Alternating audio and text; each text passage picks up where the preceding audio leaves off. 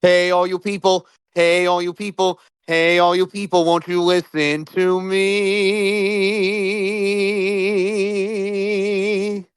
Wow, you really sustained that note. Yes, he did. That's kind of a round of Wow. applause. Hey, everybody. Are you Welcome. listening? Are you listening Because to you better me? you better be listening to me and the Yes, rest of us.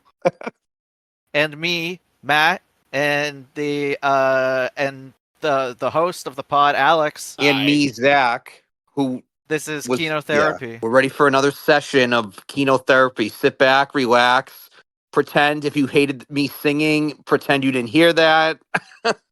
No, If you liked that it, was actually pretty good. yeah, if you liked it, I Yeah. might be able to do something similar in the future. Well, we got a lot to talk about tonight. We got a lot to talk about. Unfortunately, Yes. Ben's not on the docket again. He is very busy at his job being security for the former president Donald Trump. He's got a lot on his plate at the moment. Yes. Yes. Mm-hmm. Can you believe he was shot at again, folks? That's Ben's all I'll get fired. into on the topic. Yeah, he's Yeah, I'll fired. say You're fired. you're fired. No, but honestly, though, all jokes aside, there is political violence is not the answer. Just go out and vote. I will probably say that again before the election. Just go out and vote. You're voting for more than just president. You're voting for a lot of things, and we hope, despite how crazy it, we hope no other candidates are facing violence.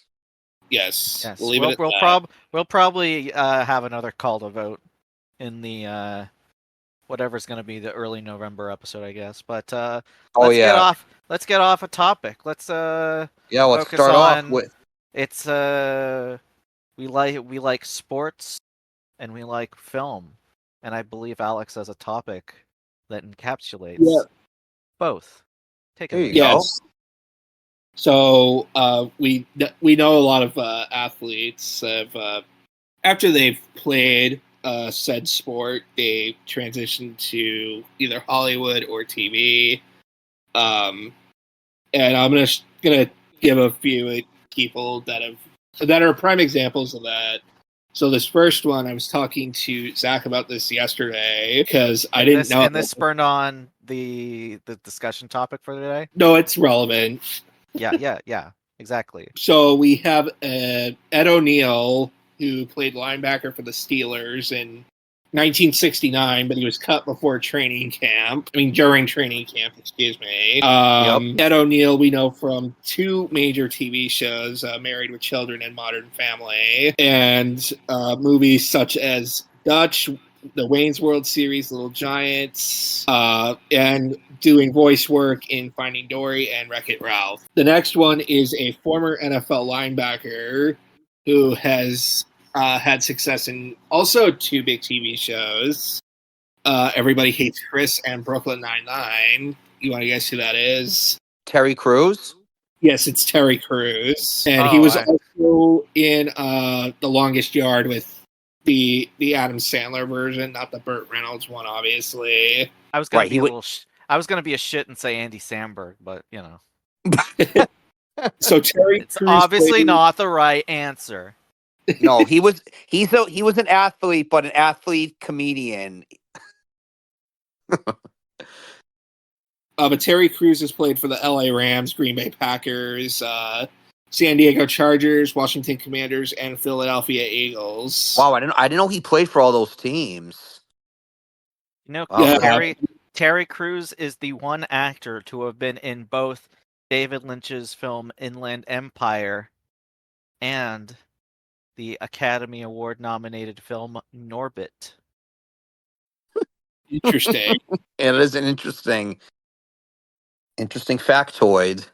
Oh yeah, and he played the president in Idiocracy. So I remember him in Blended. Alex, correct me if I'm wrong. He was in Blended, right? Yes, he was. And he had that's my first time really seeing him. He was the guy that he moved his muscles without moving his body, yeah. It was funny, his chest muscles.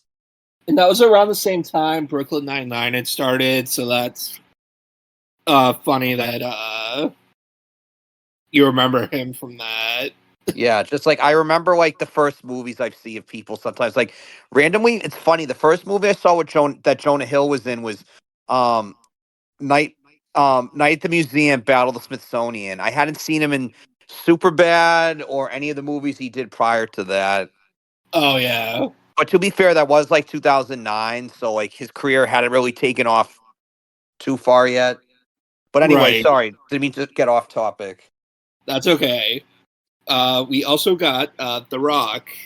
He actually played football in 1991 at the University of Miami. I've Oh never wow, heard of this man who goes by The Rock. All right, Is he Dwayne some Johnson. sort of a geographic entity?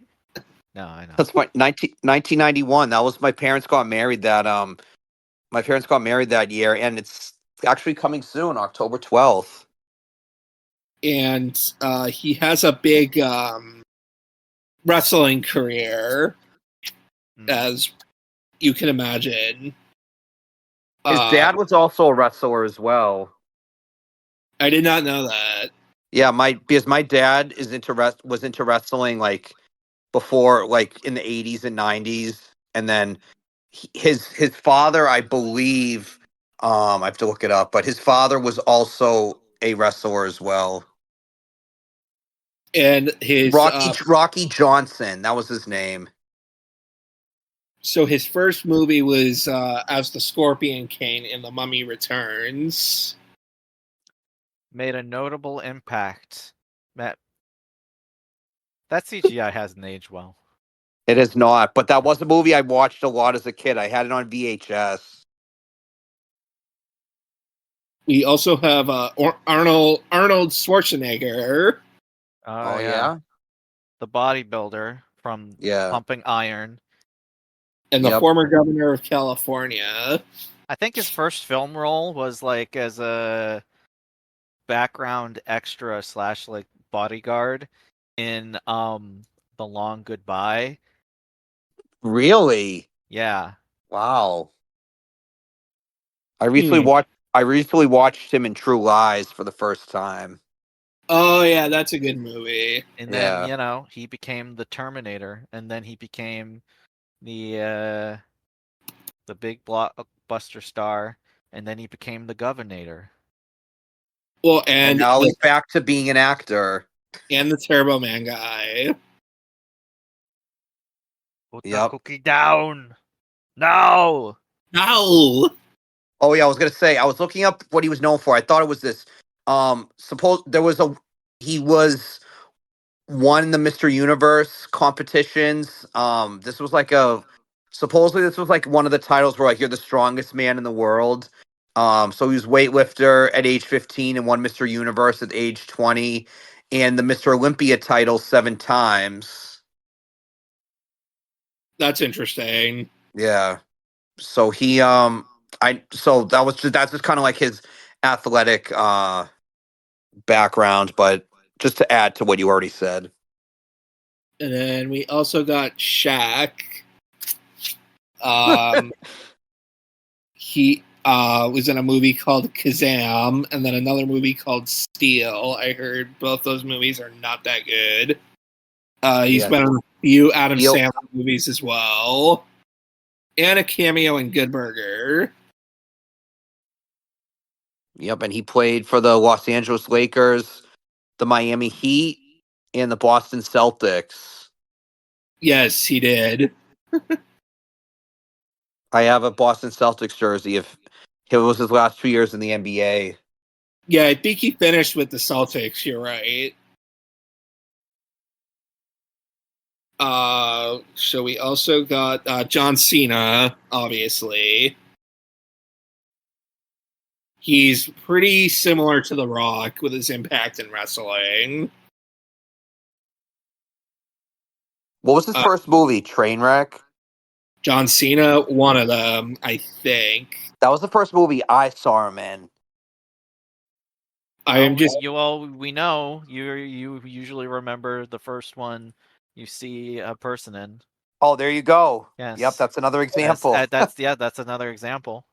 Oh wait, Yeah. no, that's false. He was in those fucking terrible Fred movies, but those don't count as cinema. Yeah, I was gonna say, way to up me, Alex. But then I'm like, oh, but then you said these movies are not really movies, so Yeah, Well, the TV movie. have you ever thought while watching like a Fred video back in like 2008 that when he keeps talking about his dad, do you ever think that, oh yeah, it's John Cena, of course, obviously, that's who I thought. oh And My yeah, mind. And he's the only fucking one that can see him, and that's his whole gimmick. Oh my god. Oh, Fred. I think I just blew. I think I just. because you can't see. I think I just broke Matt's brain. God damn it! I didn't even know any of that. So you can't see him.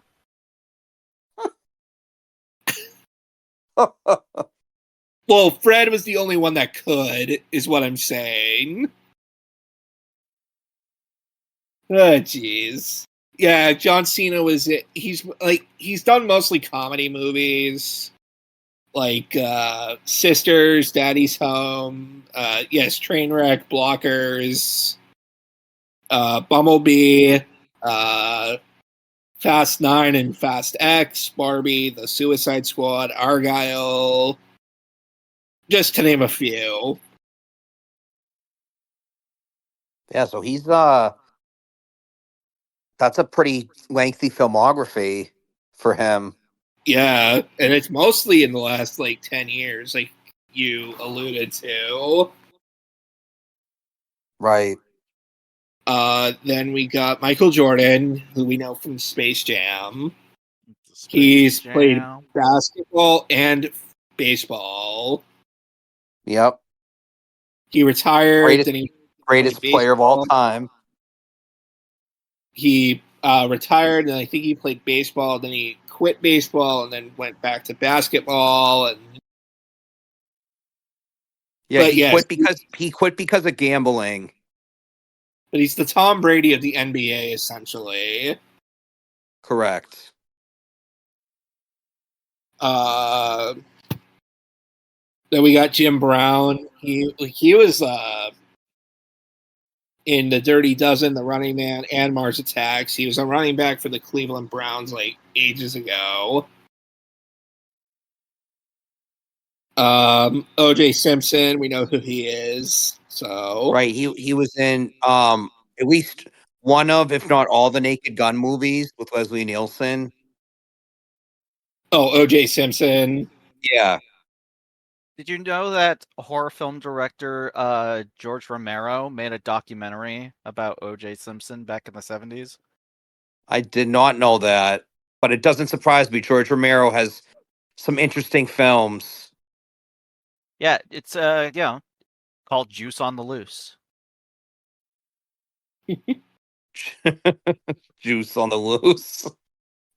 Let's see if we got a few anymore. He made it for ABC. ABC. Interesting. I always thought he did horror. I didn't know he did a documentary like that. Right?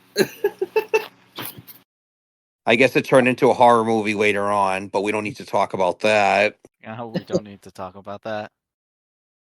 Who else, Alex?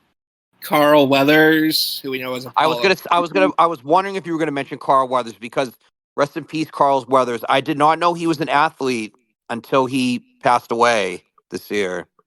Yeah, he played football from 1970 to 1974. Then he was in The Predator, Happy Gilmore, Apollo Creed, and the Rocky movies. And he was Greef Karga in The Mandalorian. Yep. And he was in Arrested Development. Yes, he was. Baby, you got a stew going. I haven't watched the show, but I know that scene. He plays like himself, and it's so funny. Yeah, he was good on The Mandalorian. I'm interested to see how they address his if they'll address his passing in the show, and then I know they're making a movie about it. Happy Gilmore 2, they're gonna have to dedicate it to a couple of people, probably. Probably. I'm not saying that is a bad thing, but I'm just saying a lot of people from the original movie have since passed. Which, oh yeah, by the way, Happy Gilmore 2 is happening. We get most of the original cast back. Adam Sandler, Christopher McDonald, and Julie Bowen. That should be on Netflix sometime in the next year.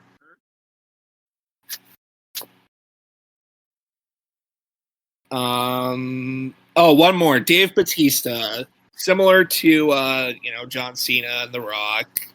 We all know him as Drax in Guardians of the Galaxy. He's a good actor. He is. He's also a good actor. He's also in Dune, Blade Runner 2049, and he had a voice in The Boy and the Heron. He also was in Spectre. Now, I wouldn't be surprised if, like, sometime in the next couple of years, he got like an Oscar nomination or something like that. Right. Yeah, he is a good actor.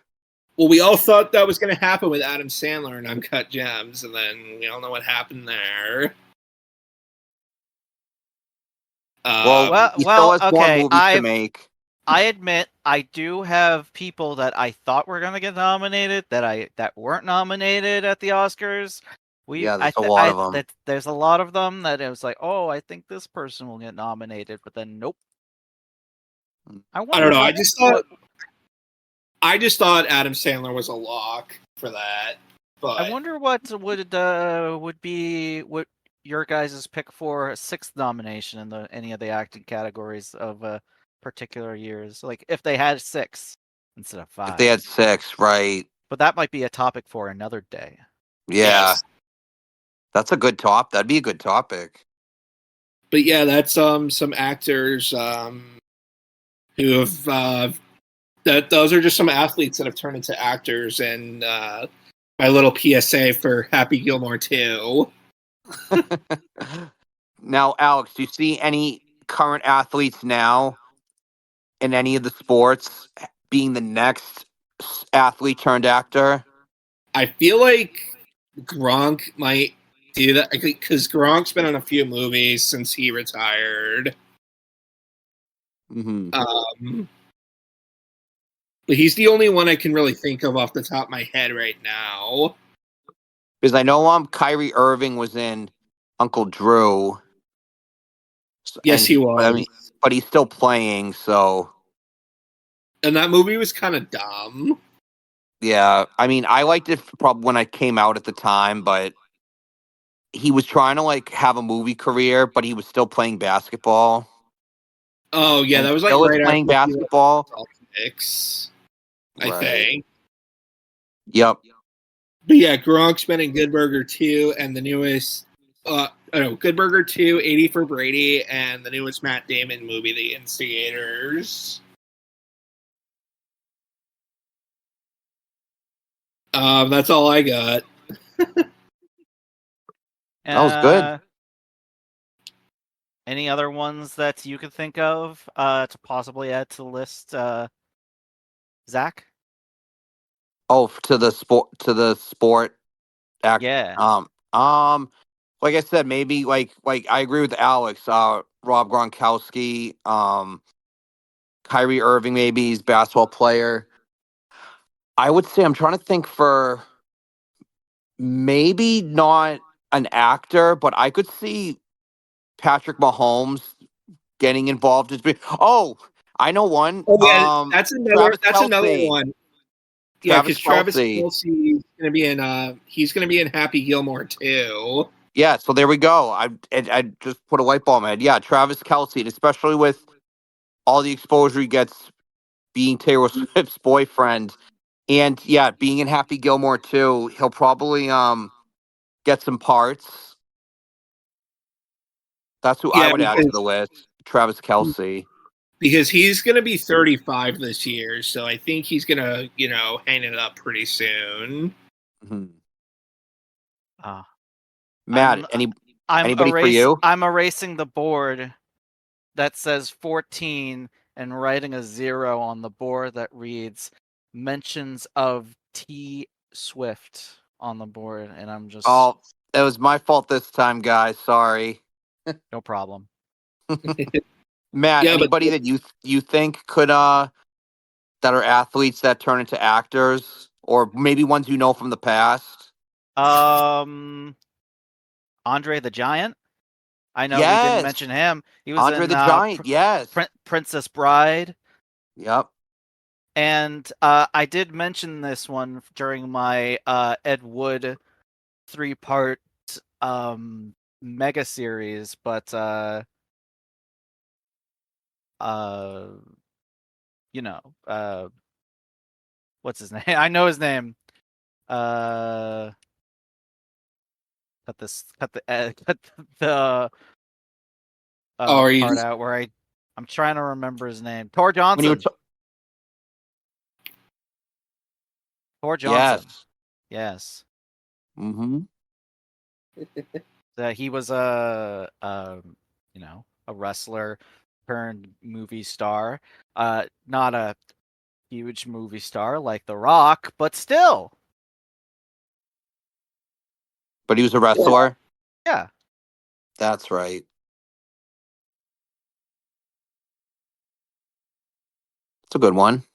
yeah. I forgot about Andre the Giant, so I'm glad someone brought him up. Yeah, me too. They did a really good documentary on him for HBO, I think, a couple of years ago. That was really good that I watched. It was just Now, a documentary about his life and career. yeah, when did he die? It's not recent. No. It was in Oh, 93, 1993. so before our time. Yes, before our time. Before our births. Yeah, but that's all I got. Who wants to go? Who's going next? Oh yeah, so I am. I'll do. Oh yeah, yeah, but yes, Yeah. Matt. Yes. All right. So I have some topics. I'm just gonna do one right now. This is like open ideas. So get the juices flowing in your head. All right. You Yep. just anything you want. So I'm ready. I've been wanting to ask some of my movie friends this question. So you have imagine this scenario, okay? You have the ability to make a sequel to any movie you want. You got a blank check. Sequel to any movie you want, no matter the idea.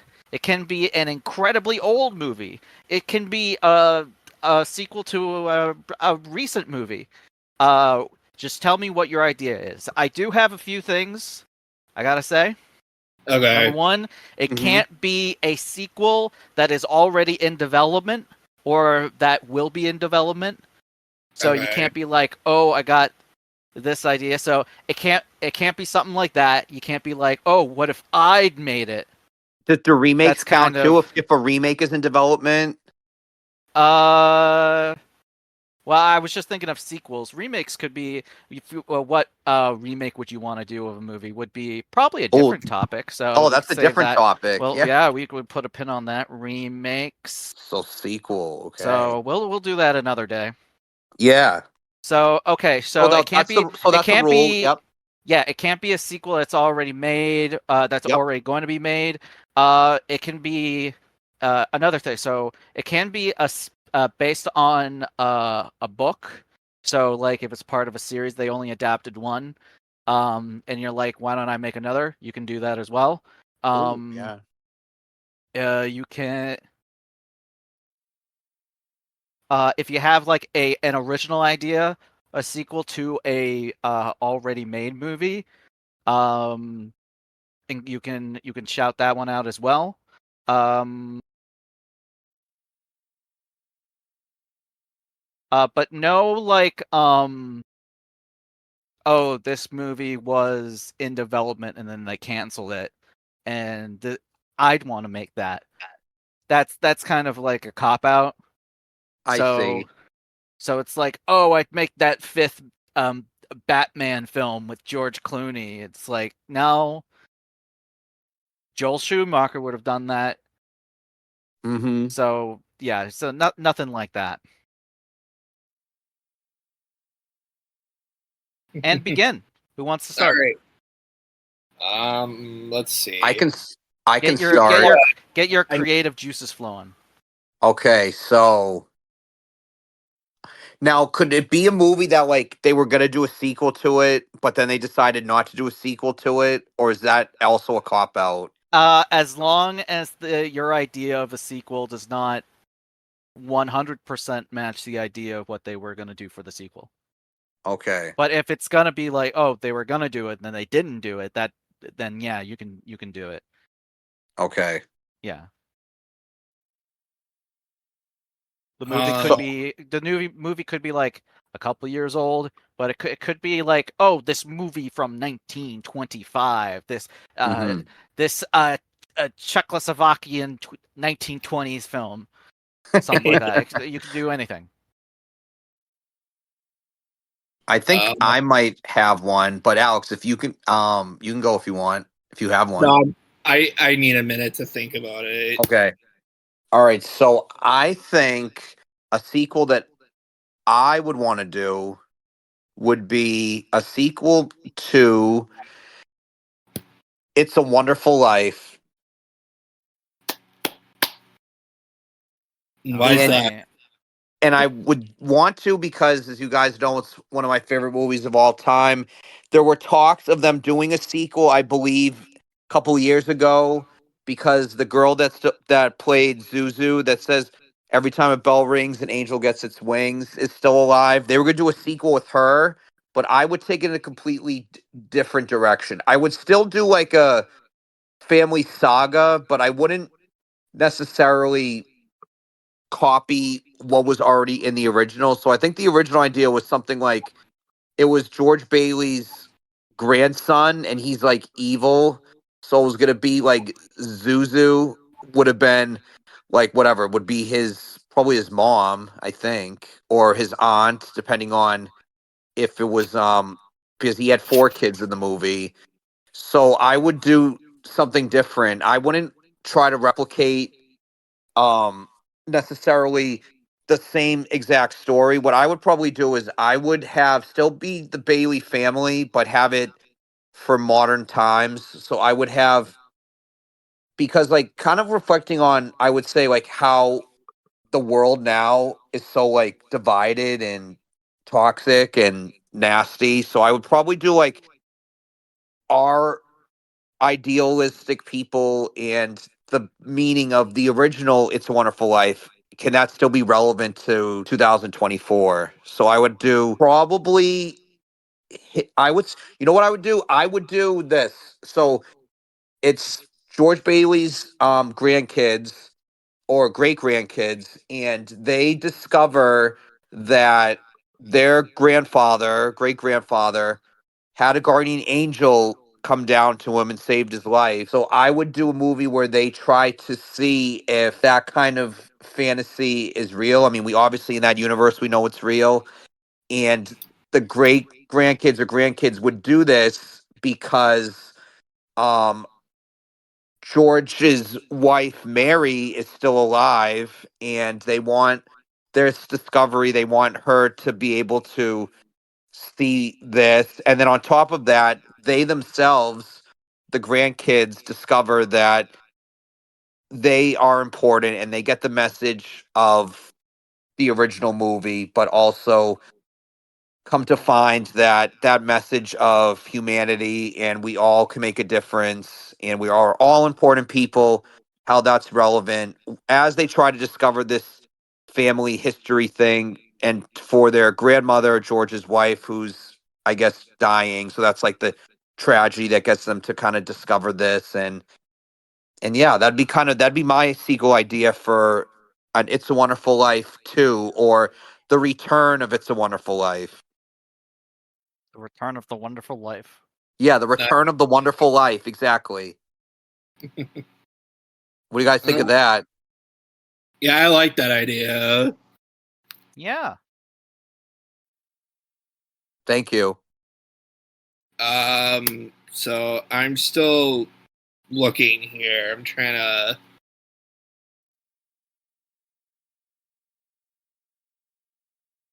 Because there's so many like things that I can choose from, but I just went on my favorite like movies list and I looked at my favorite movies of what sequels they have had. Like, I mean, as listeners know and you guys know, my favorite movie is Gone with the Wind, but they did a sequel to that was on HBO in the '90s called Scarlet. But there are other sequel novels that they could adapt in the future. see, like I got one. I do a sequel to Step Brothers. Oh, that's a good one, Alex. Yeah, that's like your favorite movie. Yeah, I'm glad I said that now. because they were gonna do a sequel to it, and then I think they did Anchorman 2 instead. So, but like I'm torn because The Other Guys is also a great one. Choose from. I think Maybe both would be good sequels. I just need more Will Ferrell in my life, I guess. Because the thing is, of the movie, we all need that actor that just we need more of a certain actor in our lives. But it's just funny. The one movie that Will Ferrell and Mark Wahlberg did together that got a sequel was Daddy's Home. So I kind of would like one for The Other Guys and Step Brothers. Because if they made a sequel to Step Brothers, it would make up for the reunion that John C. Reilly and Will Ferrell had 10 years later with the Sherlock Holmes movie they did. And it'd be kind of cool to see like where they went in life. Because it's been over. Yeah, like do you have any ideas of what you could do for the plot? I'd say like either Will Ferrell or John C. Reilly get married, and they like one of them gets divorced, and then they like move in with one another. Like say like it would happen to Will Ferrell or John C. Reilly, vice versa, and this particular guy just makes this other guy's life miserable. And then you have Will Ferrell's brother Derek in the picture too. Oh yeah. Derek. I like but you'd still have Mary Steenburgen and Richard Jenkins in there because they do get back together at the end of the movie because they broke up and then they got back with one another. And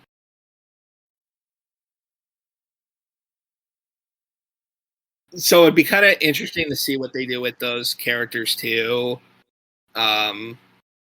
Now, as for the other guys, I say have Will Ferrell come out of retirement because he retires. Mm-hmm. I don't think he retired at the end. He didn't retire at the end of the first movie, but like just say that what he does. He comes out of retirement and has to do another big case with Mark Wahlberg. Mm-hmm. Because that's how I see Happy Gilmore 2 happening. Like he comes out of golf retirement, obviously. Either that or he gets divorced from Julie Bowen's character, but we don't know if they actually got married or not at the end of the first one. And then with the other guys, so Will Ferrell, I mean, you lent me the movie, and I'm just trying to remember. So I believe, did Will Ferrell retired at the end of the other guys, or is that like No, I just how see did that their character stories end? I guess. Well, no, they don't. No, he doesn't. Just saying, like, But years later, right? Because the movie came out in 2010, and it's been almost 15 years. Yeah.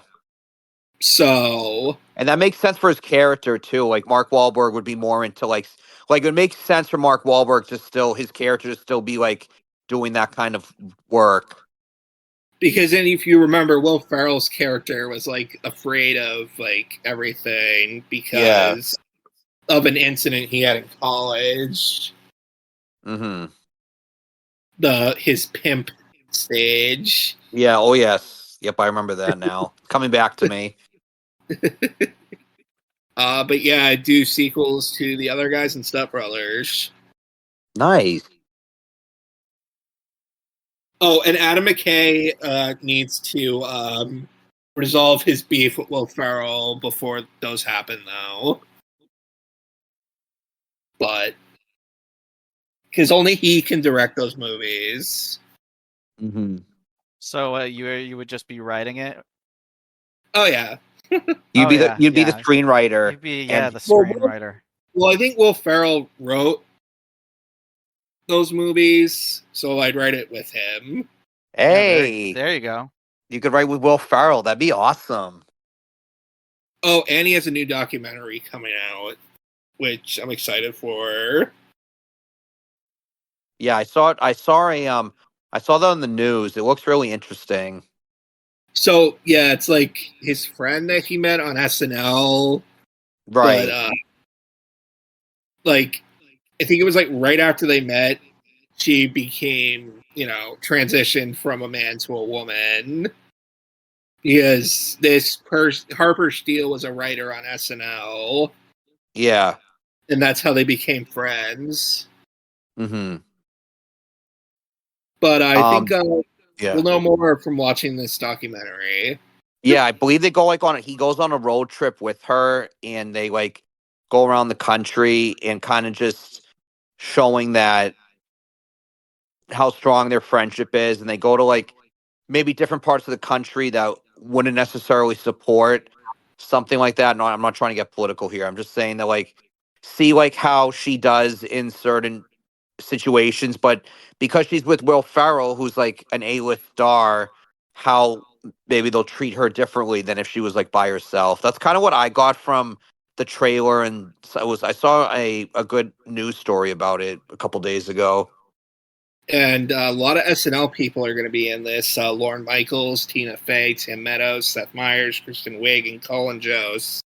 Oh wow, Yeah. that sounds good.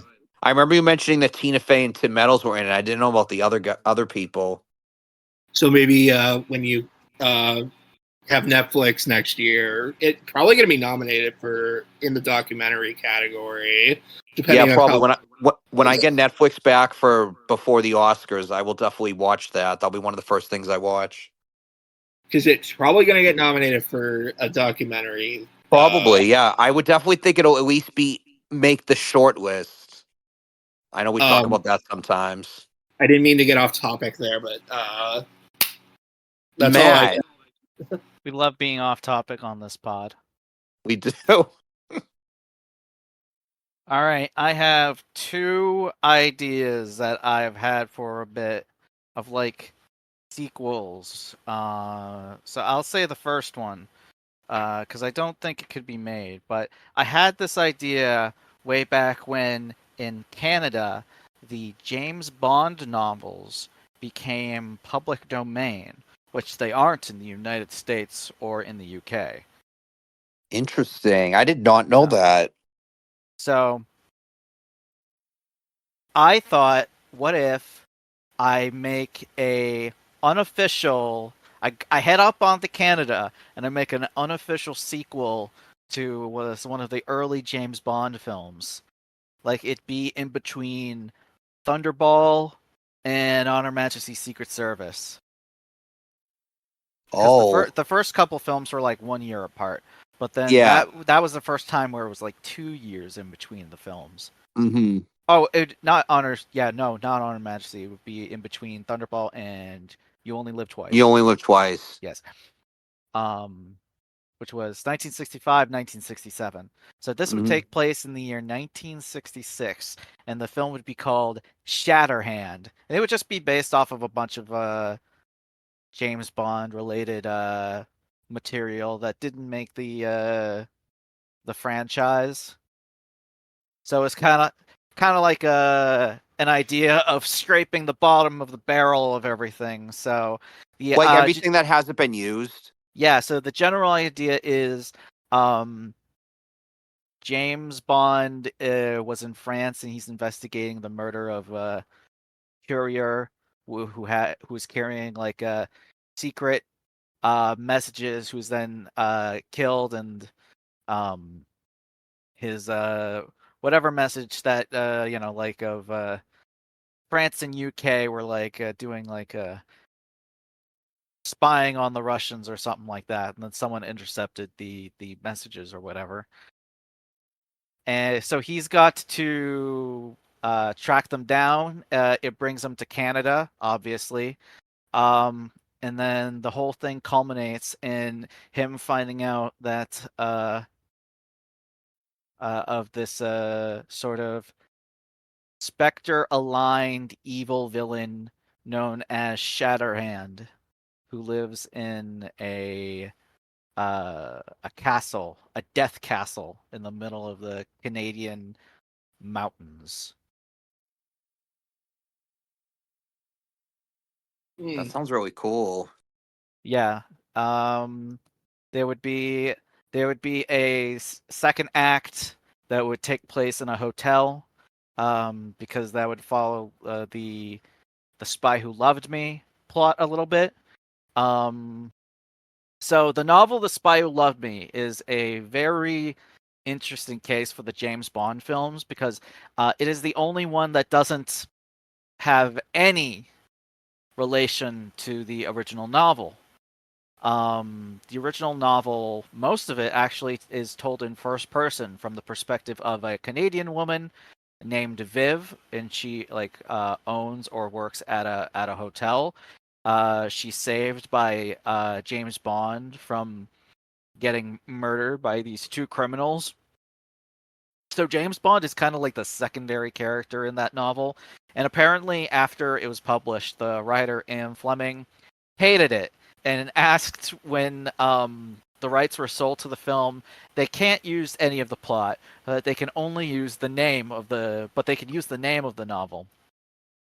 Which is why the movie is about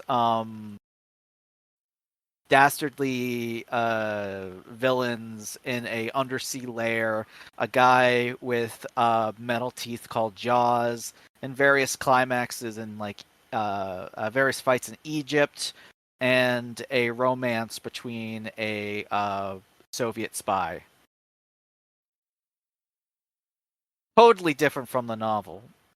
Yeah, I could see why they didn't, and Ian Fleming didn't want that adapted, that story. He probably was going with something different in his defense, but I mean, I get why it's not the plot we got for the Spy Who Loved Me. And a lot of the James Bond movies are, well, originally they were kind of close to the original novel, at least in terms of plot, with the exception of some of them where they had to reintroduce characters because they weren't made in order. Mm-hmm. So stuff like that, but it wasn't until You Only Live Twice where they started messing around with the books and stuff And yeah, like that. diverging from the plot of the books, yeah. Yeah, because if you didn't know, the villain in the You Only Live Twice, Blofeld, his whole thing was a lot more like how I described Shatterhand. He went by the name Shatterhand in the novel, and he was living on this Japanese island in a death castle where it's if someone was to like a suicide castle, basically, where it's you go in and it's and everything that was in the castle could kill you. That was basically the thing.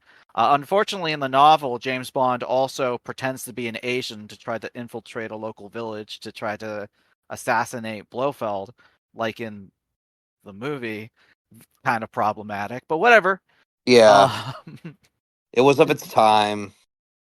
Instead, it was changed to a secret underground base where Blofeld is using rocket ships to kidnap astronauts to provoke a world war. So the stakes were raised considerably. And that is still, I mean, at the time that must have been controversial too, with Sean Connery pretending to be Japanese. Do you know who wrote the screenplay for You Only Live Twice? Roald Dahl. Roald Dahl, child writer Roald Dahl. Yep. It's very funny. He had not only did he write probably your favorite children's books growing up, like Charlie and the Chocolate Factory, James and the Peach, and Matilda, but he also wrote like adult stories and stuff like that. Yeah, like Fantastic Mr. Fox and Henry Sugar. Stuff like that. But he also has a lot of writing credits on Alfred Hitchcock Presents. I did not know that. Yeah, he wrote the short story that was eventually like adapted into an episode. A lot of episodes like that, but he did one that I remember called Lamb to the Slaughter. It's basically about a woman who we're really off topic here now. Sorry. I'll finish this and then I'll get back on to my other You have another idea, right? Yes. So in Lamb to a Slaughter, it's basically a woman kills her husband with a leg of lamb. Jeez. Only reason I laugh it's a really good episode. I don't want to the only reason I laugh twist. is because when I would go to the I still do go with to the Cape Cod with my family every year, and at this restaurant that we would go to sometimes, my grandmother and one of my aunts, they would not a leg of lamb, but a rack of lamb. They would split that. I just unlocked a memory for me. Yeah, it's a really good episode. And it stars Barbara Bel Geddes, and who we might talk about later. Yeah, I think we are going to talk about her later. Yeah. But anyway, my second idea for a sequel that I would like to make would be a sequel to one of the greatest movies of all time, but not the sequel, the second sequel. It'd be the third part of a trilogy. Any guesses? The Godfather? No, The Godfather's already a trilogy. No, I know, but I don't know if you were going to like redo the third one. No. Another. That was my guess. Yeah, I don't know. All right. A sequel to 2001. Oh, yes. So they had a sequel called 2010. Mm-hmm. So I was thinking I should have guessed that. Follow the novel and make a third movie, make it the final film in a trilogy called 2061. That was the title of the third book. Oh, okay. Are they all by the same author, Matt? Yes, they're all by the same Arthur C. Clarke. Yeah, Arthur C. Clarke. Author Arthur C. Clarke. God damn it. So 2061? I didn't know there was a third novel. There's 4. Oh, there's a fourth. Oh, jeez. All right, but anyway, there's 2061 and 3001. I know 3001. Yeah, I know. Like 20 years ago, MGM had the rights to it, and I think Sci-Fi had the rights to it later on to adapt them, but absolutely nothing has come about any of this. I think Tom Hanks was going to try to adapt 3001 at one point, and he was going to play what the fuck's his name? Frank Poole, the astronaut who's killed in the first film. Wow, really? I didn't know that. Yeah. Jeez. That would have been good. Yeah, so that hasn't happened, but I kind of want to try to. I would love to reimagine this. So it's basically the plot of the book. It takes place obviously 2061, which is 60 years after the events of 2010, and it would all be about a lot of it happens in space, obviously over the planet of Europa, which is one of the moons on Jupiter or surrounding Jupiter. Although in this universe, so spoilers for those who haven't seen 2010. But it has been like almost 40 years, so I mean, you had plenty of time by now. So at the end of 2010, Jupiter has become a star.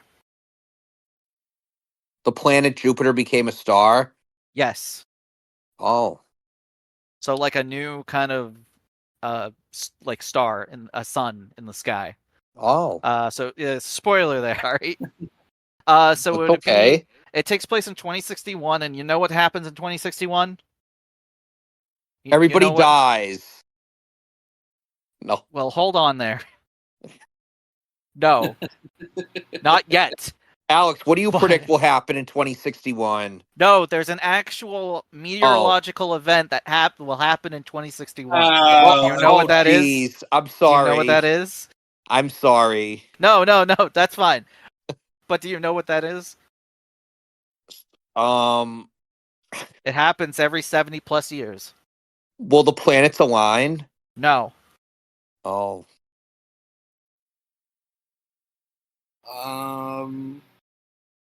Oh God, I don't know. An eclipse? I don't know. No. I know we just had one last year. Now it happens like I year. said, it happens every 70 some odd years. Or is it I'm 80? not sure. I give up. Halley's Comet. Oh, I should have got that. Halley's Comet. All right. So, the movie that I have in my head, it would start off with a voyage of a bunch of rich people who are trying to take a voyage to see Halley's Comet as it passes by Jupiter. And then meanwhile, the grandson of Heywood Floyd is on a mission to look at the planet of Europa, which is off limits and has been for like 50 years, only to be a victim of a terrorist attack. Ooh. And that mission lands on the planet of Europa. Now, well, in the book, it was Heywood Floyd who was the main character who has to save his estranged grandson. But I want to change it to Heywood Floyd's son, because in the novel he's like 103, Heywood Floyd. So I kind of want to. I don't know. I feel like it's kind of wacky. No, well, I had a similar thing when I had that Mary Bailey was still alive in It's a Wonderful Life sequel, even though it's like set, she'd be like probably 100 something. So the first part would be like this sort of intergalactic bourgeois space tour. The second act would be sort of like a survival on a planet kind of thing, terrorist attack kind of thing. The third part would be the most like the original movie, and it would be like this very sort of slow, very trippy kind of experience. I have plenty ideas of what I would want to do if I were to make this thing. It would kind of like divert a little from the original novel. It would take a little bit from 3001, maybe. Right, because you don't know if you would, because you want to have it as a trilogy, so maybe you would take the best or things that you like from 3001 without knowing that you would go into production on a fourth one. That's a wacky novel. There's dinosaurs. It's wild. I mean, I've read the Dune books, or I've read they resurrect like I said, they resurrect Frank Poole, who died like in 2001. So jeez, I say and Dune Messiah. I've only read the sequel to the original novel of Dune, and yeah, there's a resurrection in Dune Messiah as well, but I'm not going to spoil what character is resurrected. So yeah, that would be 2 ideas of what I would want to do: a James Bond film and a 2001 sequel. Nice. You guys each had 2, so I guess a second one I would have would maybe be I think I might have told Matt this and Mike maybe once. I would do a sequel to The Birdcage because there were sequels made to the original Italian French version movie.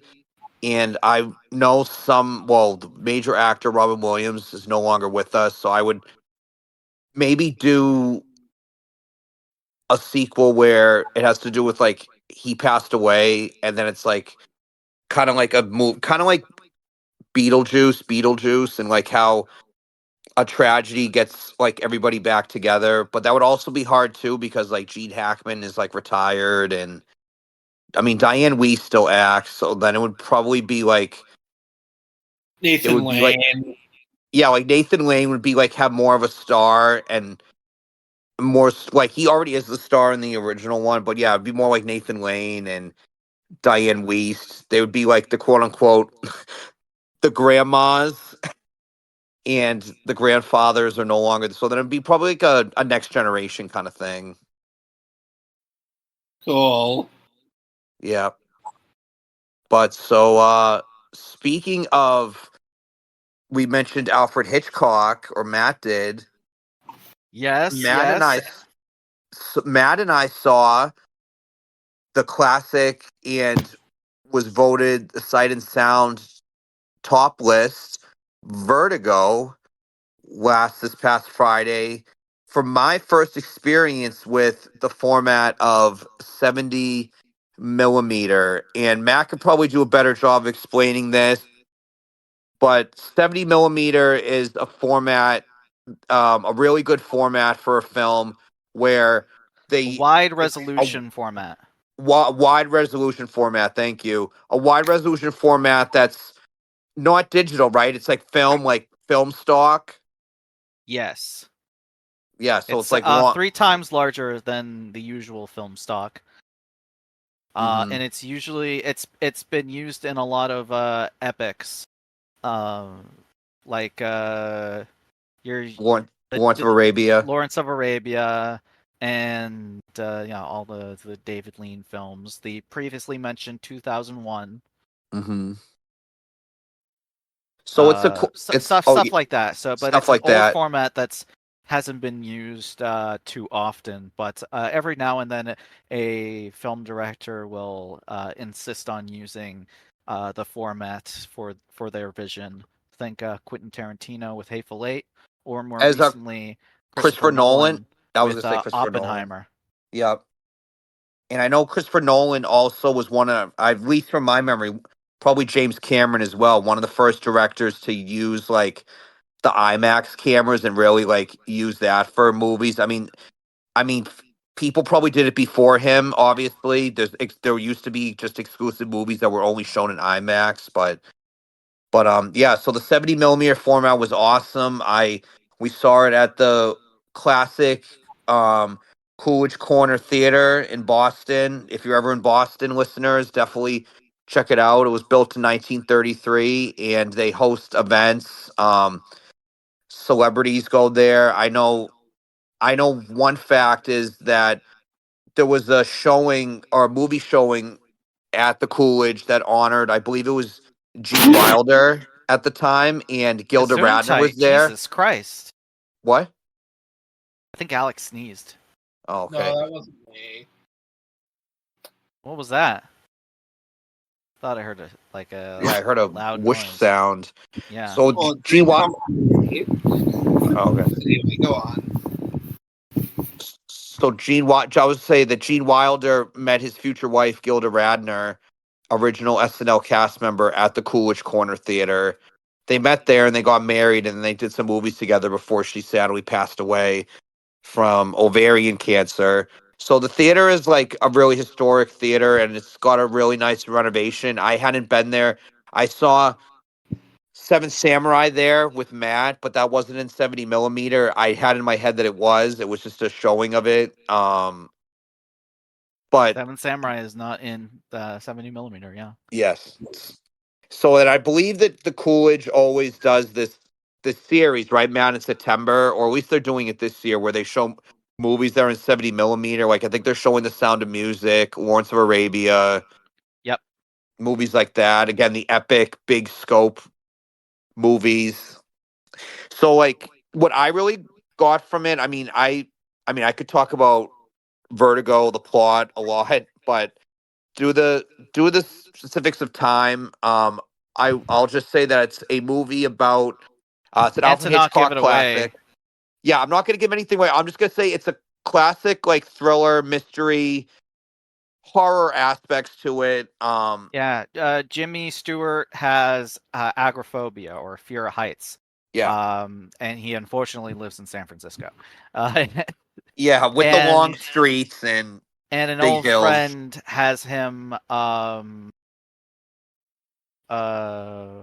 trail his wife, who he thinks is acting weird. And we'll just say that there's twists and turns from there. It is a film viewers film, so we watched it in the later portion of Film Viewers Club. One of 4 Hitchcock films we watched in the club. I think so. 3, 4 or 3. Well, Rogue, Psycho, Vertigo. Was Rear Window one of them? Yes, Rear Window was one of them. So yeah, it's 4.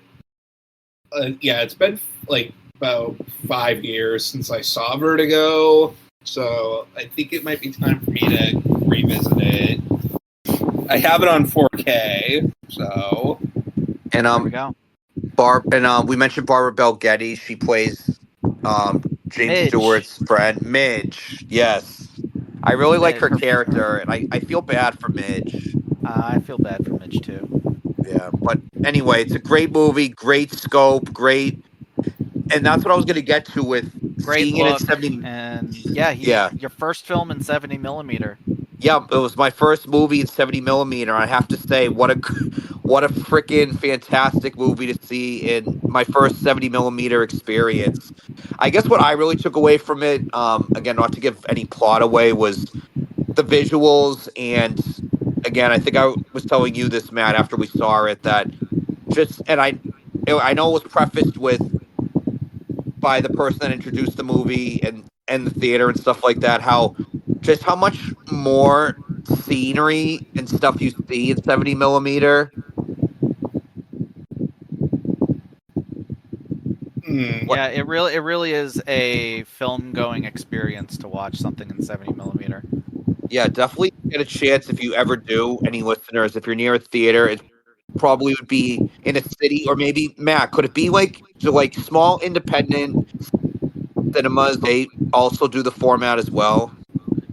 If they can handle it, 70mm is big. huge. Yes, huge. The film reels for that are huge. I remember the person said that about, especially Lawrence of Arabia, which is a 4-hour movie, pretty much. So, yeah, so it'd have to be. So definitely check it out. I would say, yeah, my biggest takeaway was definitely. I mean, of course, it's implied with 70mm. There's a lot of film in it, like Matt said. So you have a lot of extra scenes. I know there was scenes where James Stewart's character was in a bathroom, or he was in his apartment, or he was in or he was with Kim Novak's in Kim Novak's room, and just seeing like certain things really extended out, and like almost like if you take like, this might not be a good comparison. You take like a piece of a plant and you put it under like a microscope, and then you blow it up and extend it. Is that kind of how you describe it, Matt? I mean, I know it's kind of like spreading like the view of, I see. Okay. What you see, like past the aspect of what you would normally be able to see. See, that's why I need you for this one to help out. Yeah, you're problem. You're all good with this format stuff. Yeah, you remember what I told you? Like, My first thoughts after, because it's been a while since I've seen it, like at least the Vertigo, like 3 years, I believe, Yeah, 2 or 3 years. For me, it was about 2 or 3 years too. So Yeah. I was like, wow, Bernard Herrmann, who did the score for the film, he did like one of the most gorgeous, beautiful scores like ever put to film, and he did it for Alfred Hitchcock's Evil Pygmalion story. Yes, the evil Pygmalion story, and it's So, actually, not to give everything away, but yeah.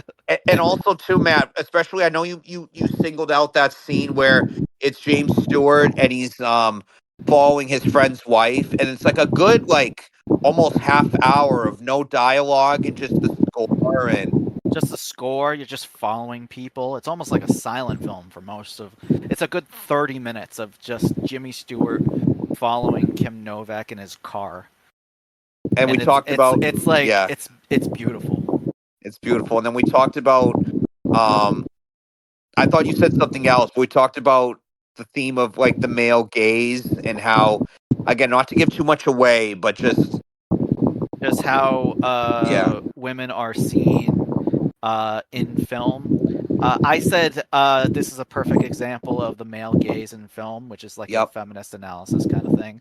Uh, Zach thought I meant the male gaze, like homosexuals, which was Oh, kind of gee. funny. It was probably because, no offense, You were confused, and I was like, I thought that was funny. right? And it was in San Francisco. I'm just kidding. No, but I don't mean anything by that. But yeah, I obviously was just, yeah. I thought, because then I was thinking of I wasn't sure because like I know movies back then sometimes like stuff like that was hidden. Like I know, we're speaking of Alfred Hitchcock movies, we saw Rope, which has homosexuality and themes like that in the movie. So I thought he said male gaze, but it was male gaze with a Z. And I didn't know about that. I didn't know about that theme or analysis with the female characters. So I thought that was, I learned something with that. And yeah, the big thing that stuck out for me was that too, Matt, was the big scene with the no dialogue and just the camera work and just following James Stewart, following his friend's wife, and then I kind of talked about this with you a little bit too, Matt. The just the way that they shoot or shot the faces of the characters too, like their reactions, and the costume design is like very done by the great Edith Head. She I remember reading somewhere that some of the costumes in the movie are symbols and they represent certain things about the characters and the plot. And I'm not going to give away which costume. I mean, Kim Novak's iconic, one of her most iconic costumes in the entire film, showcases something about the plot, which I'm not going to give away, but it makes sense, and how I really I really think that's cool, and that really adds a lot of layers to the production design and the costume design. And I mean, Edith Head is probably the greatest costume designer in Hollywood movie history. Did a lot of Hitchcock films, a lot of epics, and just having that symbolism in there makes the movie just even better and cooler. And definitely, I would say, I mean, we talked about this too, Matt, that you and I agree that Psycho still is probably his best movie. Well, at least it's my favorite. So It's my favorite too, but maybe Vertigo is the best if you want to go by like critics, but Psycho is still my favorite as well. But yeah, excellent. I'm so glad my first 70 millimeter movie. Thank you, Matt, for going with me to it, because we were gonna go to a showing of Lawrence of Arabia that I couldn't make it to, and and you missed it. I missed it. I did see it, but I didn't see it with you, and I didn't see it as I just saw it in a regular movie theater format, Fathom event. So you saw the better format, but yeah, excellent. Definitely, I definitely want to check out more 70 millimeter movies. I mean, it's unfortunate I have to go to Boston to see that, but I saw one of the greatest movies of all time, both according to critics and audiences. According to the AFI or the Sight and Sound list, which rated it as the second. Yep. And yeah, it's an excellent movie. I saw it for the first time in college, and then I saw it with you guys, and then I think I saw it again after that, and then so this I think was my third or fourth time seeing Vertigo, and yeah, it's like Casablanca. It's just, and what I talked about the last pod, it just gets better and better every time I see it. I'm Nice. sorry, Yeah. I can't help but noticing is someone in a tornado. Yeah, Well, I'm next to that my, noise. I'm next to my fan. That's probably what you're hearing. Can you hold on, I'm actually next to my air conditioner. I hope was it getting picked up? Yeah, something's getting picked up now. Yeah, it's definitely my fan.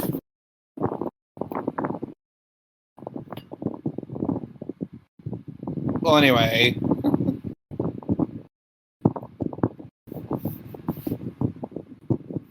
So yeah, that was my great experience seeing that, and definitely go to 70 millimeter showings or any special different format. And again, I hope I'm glad to current, like Matt said, current directors are still doing. Quentin Tarantino, as you movie buffs know, has 1/10 and final movie coming out, so he'll probably film it in that format, hopefully. And Christopher Nolan is still fairly young, so he'll probably use it again, maybe. So yeah, definitely for older movies, if you're a classic movie fan, go to see it. I mean, Matt and I saw it. It was like sold out, I think.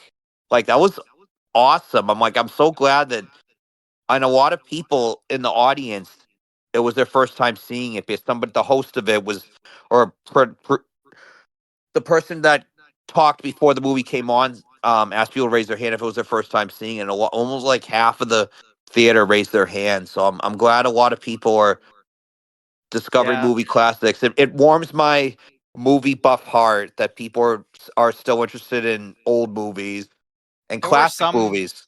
There were some points where people like laughed, where I think like Oh yeah, that was maybe another the thing we talked laughing about. was because I feel like a lot of people take a lot of the sensibilities that we hear or and see in a lot of older movies that were kind of normal back then, but are just like kind of antiquated in a way, and we're just like, oh, haha, funny, but they were kind of like being serious with it. So I feel like there's just a I don't know.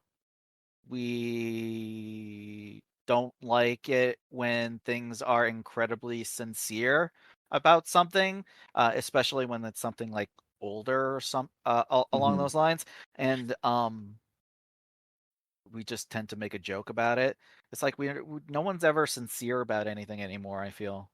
Yeah, we talked about that too on the way back, where we said that like we kind of wish movies like went back to that a little bit, like everything has to be a joke or has to be an innuendo. Like it just, why can't we just have a sincere moment in movies with two characters? I mean, I know, yes, we have very serious dramas that still come out, but there's no, I guess, what would be the word? Like the movies now are missing like that charm, authentic, genuine stuff that the older movies had. Well, I don't know specifically what specifically you'd be talking about, but Yeah. there are some instances where I feel like, all right, I might be a little crass in saying that, but Mm-hmm. I feel like there's a thing in popular culture where being sincere about one's beliefs or things Yeah. that or just anything in general, um it's gay. You know what I mean? Like way back in the day when gay was like, you know, happy. not Oh, and being that like speaks to not being homosexual, but just like not good. It was just a word for not good. It's like, oh, it's gay. right. And then before that, like you said, Like I'm thinking of like South Park, where it's like, oh, anything deemed as like oh, you care too much. When people care about something too much, and it's like, yeah, no, that's cringe. It's kind of ironic you said this, Map, is I believe there was one part, and I'm surprised the audience didn't laugh, that Midge says the word gay twice, but she's not saying it, obviously. Gay old San Francisco. And nobody laughed at that. There's a different meaning behind that now. I know, I alluded to that earlier. But yeah, I agree with you that yeah, people just like can't be like sincere or passionate. If they are, people at least, yeah, they used to say, oh, that's gay, or they would say like, oh, you're a nerd or freak, I guess. I don't know. But yeah, I would say definitely the freaking South Park and that like that kind of humor takes away a little bit that sincerity, I think, that you're talking about. Yeah, that's a little bit of off topic kind of moment. But these were the things that we were talking about, at least on the ride home. Yes, absolutely. Yep. While we were listening to some mashup songs on the way Oh there. yeah, that was awesome. Which that kind of leads. That's kind of a transitions to the vinyl thing for tonight. Yeah. I wasn't there with them, so I didn't have much to say. Oh yeah. We listened to like some mashup songs. There was one where it mashed up Black Sabbath with Childish Gambino. There was one. There was that one with Crocodile Rock, and what was that other? And it was Trap Queen. Yeah. Oh, jeez. That one was really good. Yeah, that was fun. That was a fun ride there. Toxic and N-Words in Paris. Yeah, which surprised me. That one surprised me. That one surprised me the most, Map. Is it? I mean, they all did, but that one like really synced well. Oh, so yeah. Anyway, so I found that on YouTube, which will bring me to the last thing we'll talk about. Yeah, we heard those on YouTube. So yeah, we all have a YouTube account, correct? Yes. And you regularly watch things on YouTube, correct? Yeah. So I want to talk about that weird little algorithm that it's got going on. I want to know what is the latest thing that it wants you to be obsessed about or to be watching at the moment. Well, my thing like, is, what's it got? What's it got you watching? No, do you just go to the home screen if you have the app? Yeah, it would just be on the home screen. And I subscribe to channels, so it'll like just show me videos to channels I subscribe to and watch a lot. Yeah, but what you'll see, like, oh, what's that random thing that it wants you to go to get into? You know what I mean? Yeah.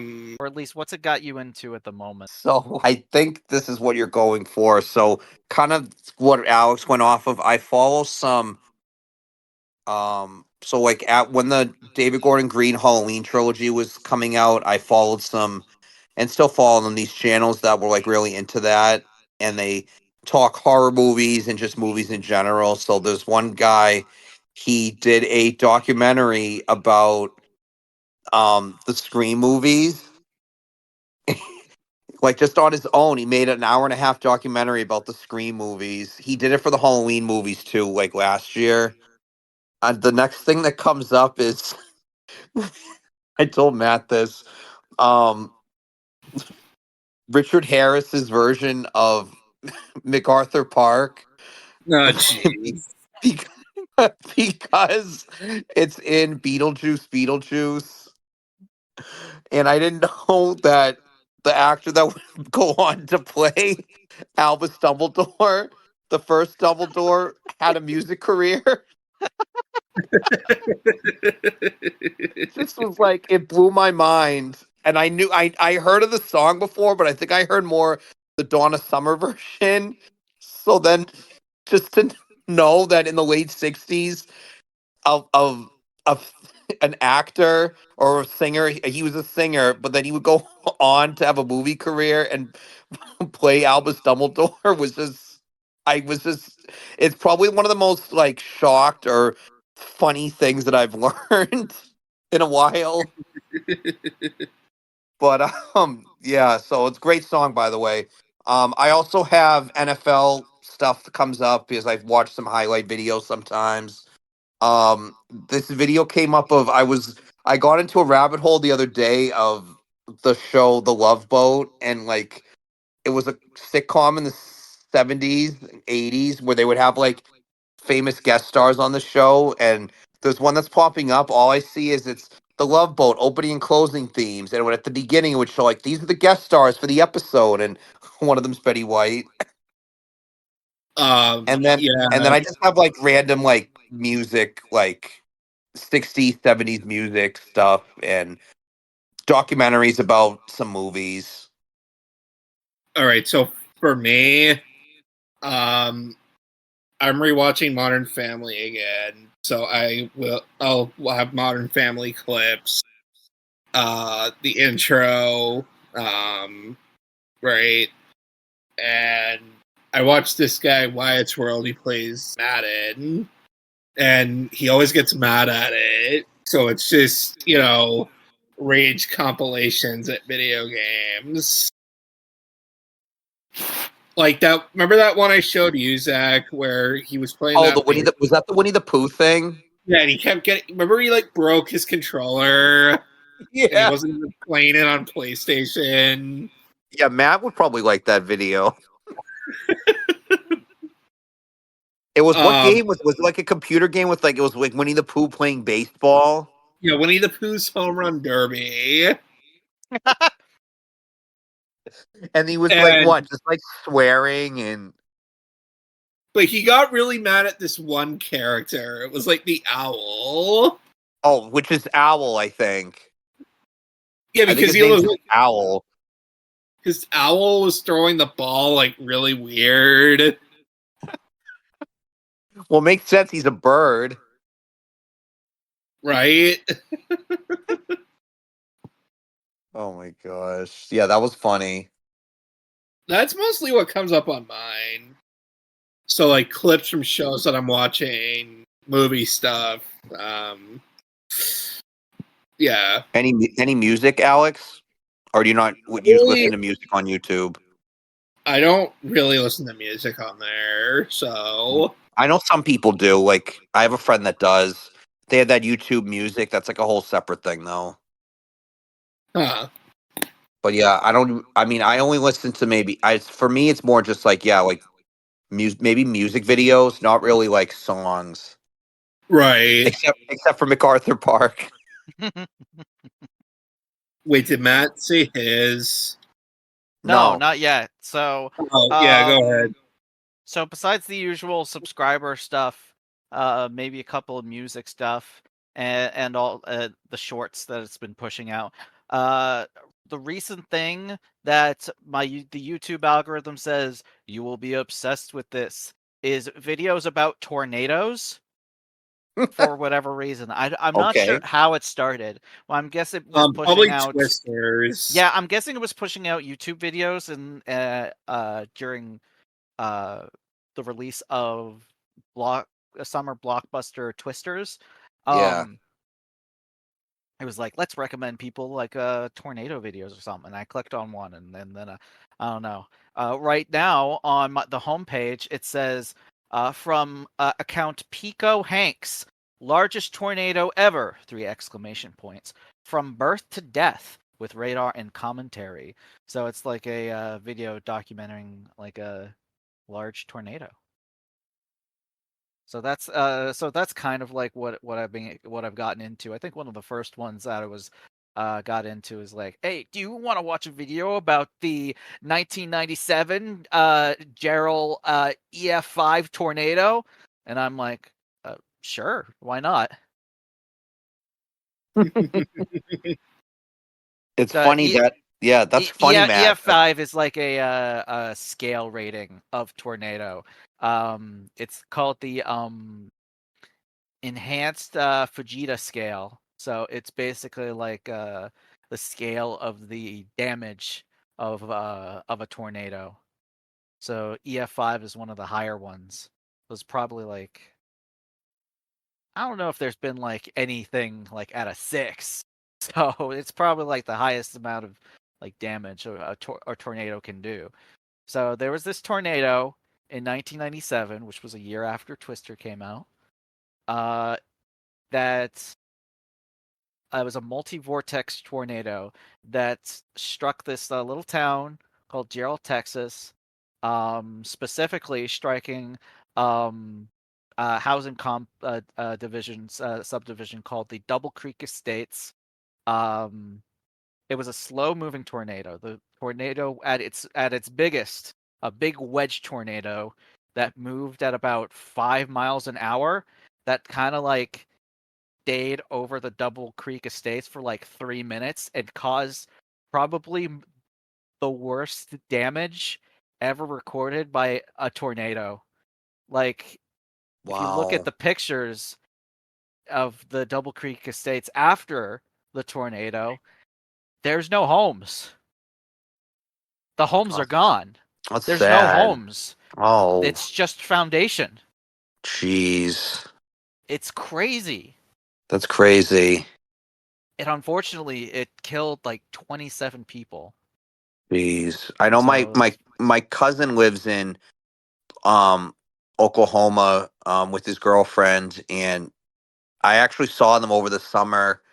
They came for like a family thing, and I never met his girlfriend before, but she's from Oklahoma, and she was talking with me and my mom about, yeah, just how crazy tornadoes are. And they live like, basically she said they live on Tornado Alley, and it's a constant fear when like it at certain times of the year where she's like prepared for the tornadoes. And she said that nothing in their area has really gone in damage, but she did say that there was one time this year where she was, I think, sleeping, and then all of a sudden, like, she had the TV on, and then all of a sudden there was like sirens going off, and that there was something similar in Twisters where she said to my mom and I that there were two tornadoes like in the area, not together, but in the area. So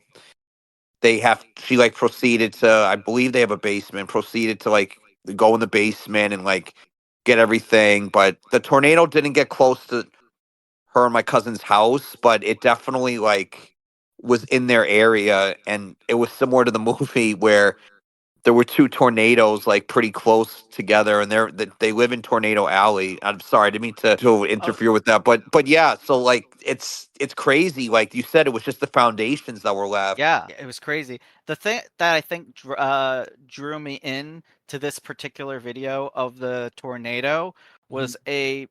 was probably the thumbnail. I mean, that's usually how it is with YouTube videos, but it Yeah. was the specific picture of the tornado. You know about pareidolia, right?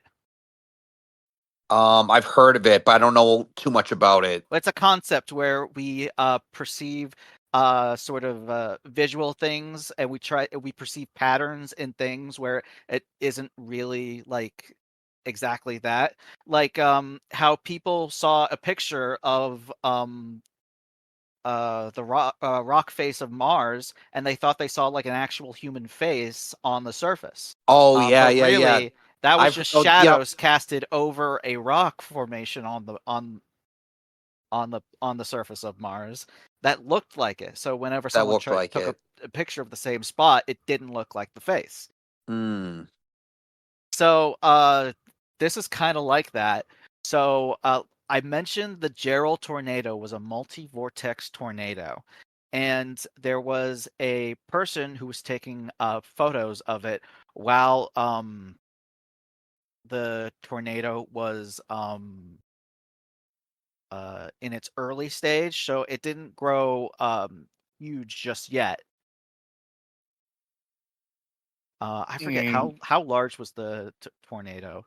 So it lasted 13 minutes. It That's pretty was long. it is pretty long. Um